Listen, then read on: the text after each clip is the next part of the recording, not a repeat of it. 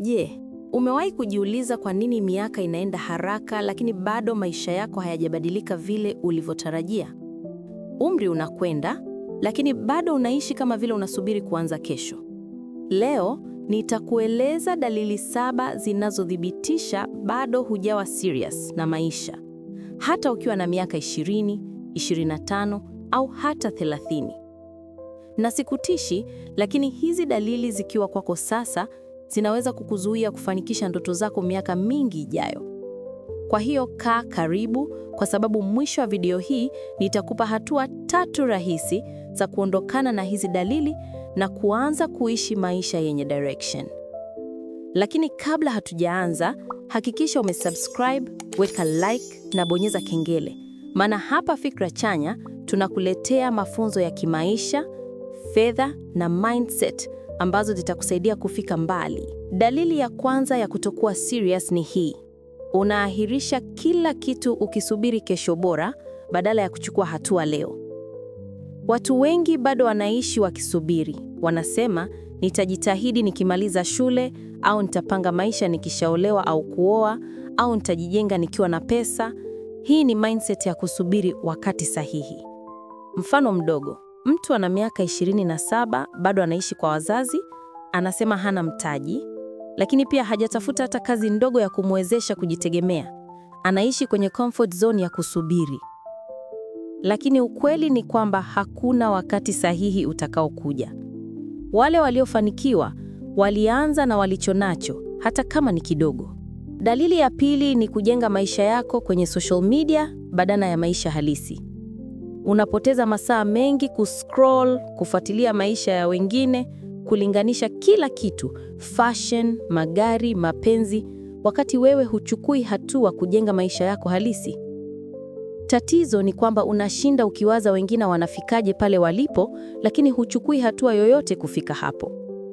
Social media imekuwa kama movie. Unaangalia maisha ya wengine, lakini wewe huna script ya maisha yako. Dalili ya 3 ni kutokuwa na vision wala goals zilizo wazi. Wengi wanaamka asubuhi bila mpangilio, wanaishi kwa flow ya maisha. Lakini kumbuka, ukikosa direction, maisha yatakuchukua kokote. Mfano, mtu anafanya kazi ya kawaida miaka 10, analipwa mshahara ule ule, hana savings, hana skills mpya kwa sababu hajapanga future yake. Hiyo ni dalili ya kuishi pasipo seriousness. Dalili ya 4 ni hii: bado unatafuta njia fupi za mafanikio. Unataka pesa nyingi bila kazi. Unataka mwili mzuri bila mazoezi. Unataka elimu bila kusoma vitabu. Ni mindset ya kutaka matokeo ya haraka bila mchakato. Hii tabia ndiyo inafanya watu wengi kuangukia kwenye scams, pyramid schemes, betting bila mpango na kuishia kulalamika. Reality ni kwamba hakuna shortcut ya mafanikio. Mafanikio ni consistency, discipline na patience.